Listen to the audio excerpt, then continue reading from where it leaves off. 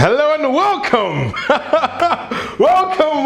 welcome to Hearthstone Top 5. My name is Benjamin Hero and today we'll be discussing the top 5 insane or terrible cards from the Boomsday expansion.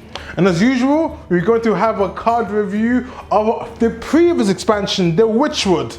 But before we do that, please, I want to remind everybody what it truly means for a card to be on the insane or terrible card list. For a card to be insane or terrible, there must be no middle ground. Unless you first look at the card and tell yourself, wow, this card actually looks like garbage. It does not deserve to be on the list. If the initial gut reaction isn't, this card is garbage, it does not deserve to be on the list. So, keeping this in mind, please keep this in mind, we're gonna move on to the review of the Witchwood insane or terrible. At number 5, we had Emerus, the Hunter legendary minion. To be fair, the card did see a whole ton of play due to Spiteful Summoner. So I'm gonna... Okay, you know what, let me not even try to bullcrap you guys. The card was just terrible. Number 4, we had Curio Collector. I feel like this is some kind of weird pattern that keeps happening to me. Wind Shear Storm Caller.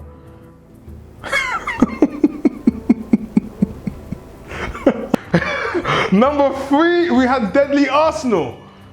I don't even think this card even was... Number 2, we had Deranged Doctor. At number 1, we had Dustfall in Aviana.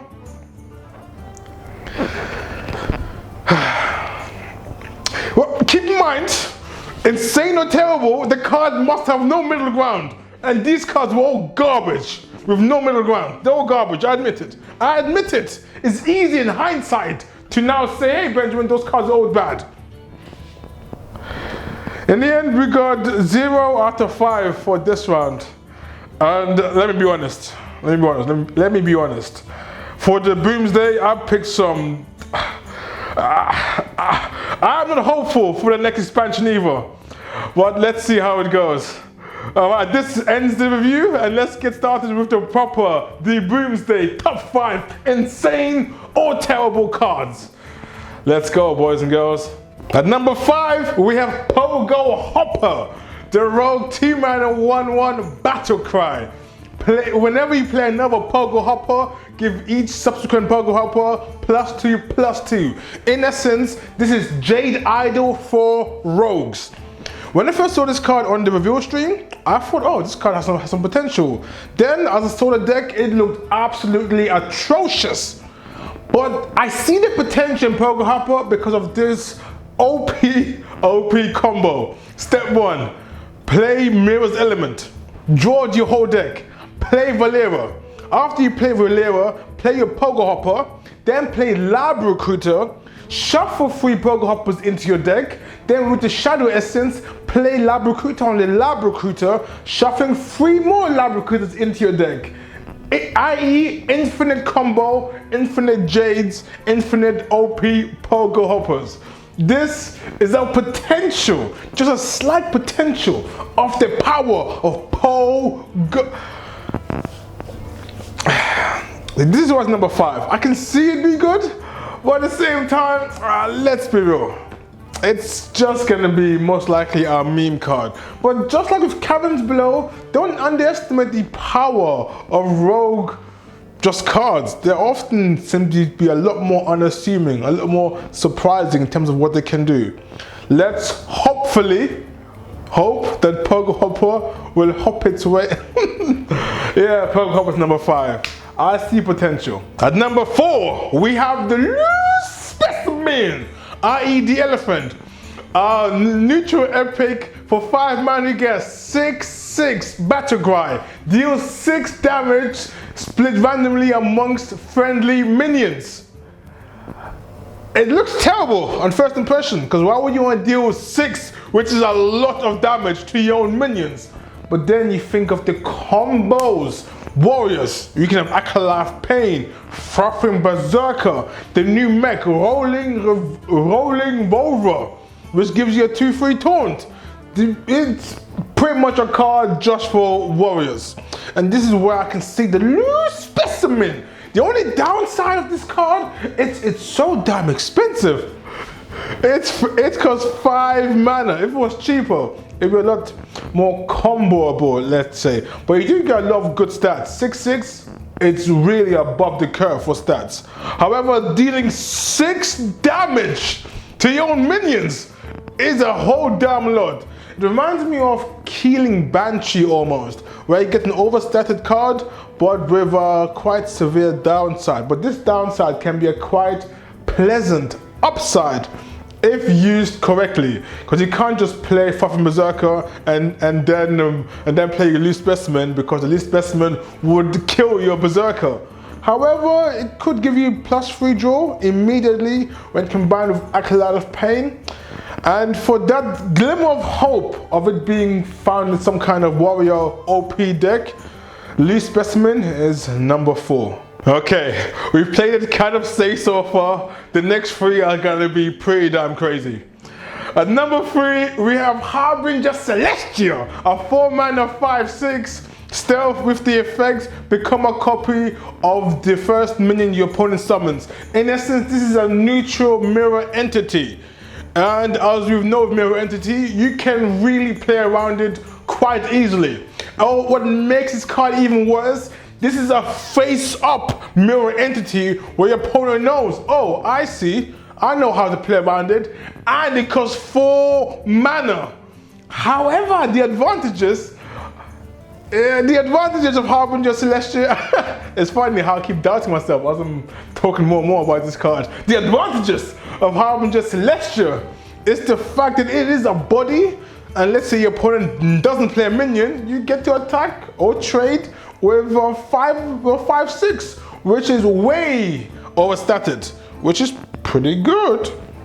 And okay, where I see Harbinger Celestia fit in is as a tech card, and a very, very specific tech card for a card I don't even know exists yet, or that we don't even know is OP yet. You will see Celestia as the premium tech card to play against something. What it is, I don't know, but something. And this is where I hope that Harbinger Celestia won't let me down and become that tech card that we all need but don't deserve. Okay, let's get to number 2. At number 2, we have Topsy Turvy, a 0 mana priest spell with the effect of changing the attack and health of 1 minion. This is similar to Crazed Alchemist or Confused. And what I love about Topsy Turvy is the flexibility. It's very similar to Inner Fire, but different, and it costs 0 mana. I don't know why I'm talking like that, but legit, the flexibility is what makes Topsy Turvy so good, because it can be used for your minions or your opponent's minions, and because it costs 0 mana, and usually most, even all 0 mana spells have seen some play and have been pretty damn powerful. This is why I do not underestimate Topsy Turvy, because it can easily go into another Inner Fire, Divine Priest, wombo combo that we haven't even seen yet. And because it looks so simple, it's very unassuming. This is why I truly think Topsy Turvy can be in a tier 0, not even tier 1, but tier 0 deck. And for those reasons, Topsy Turvy is at number 1. No, 2. Number 2. Is at number 2. Is at number 2. Let's go to number 1 right now. At number 1, we have perhaps the most interesting and special card on this list that I haven't mentioned yet. And you might be right. Number 1 is Starliner. I actually wanted to put Starliner on the list, but the card happens to be so terrible that I have seen absolutely no redeeming features. And I could not, in good conscience, put it anywhere near the list. So no, it's not going to be Starliner. Starliner, even for me, you're too extreme. At number 1, we have Mecha'thun, A 10-mana 10-10 death rattle. If you have no cards in hand, no cards on the battlefield, and no cards in your deck, destroy. Destroy the enemy hero.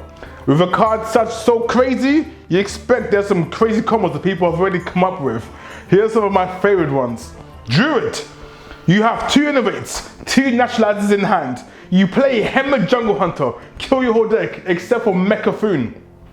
You draw Mecha'thun on the following turn, and then you play Mecha'thun. Then you do double innovate, double naturalize on your minion, on Hammered and on Mecha'thun, and guess what? You win the game. Another one, we have Warlock. You play double Galvanizer, reduce Cthulhu's value from 10 to 8.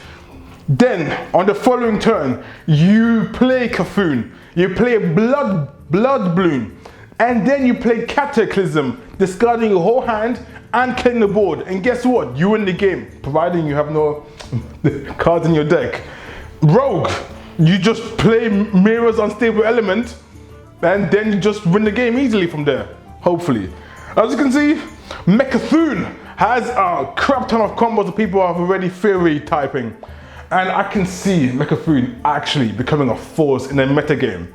But at the same time, let's be real, this just looks like a worse Shadow Walk. If you're gonna play an OTK deck that is slow, why not play OTK Shadow Walk Shaman?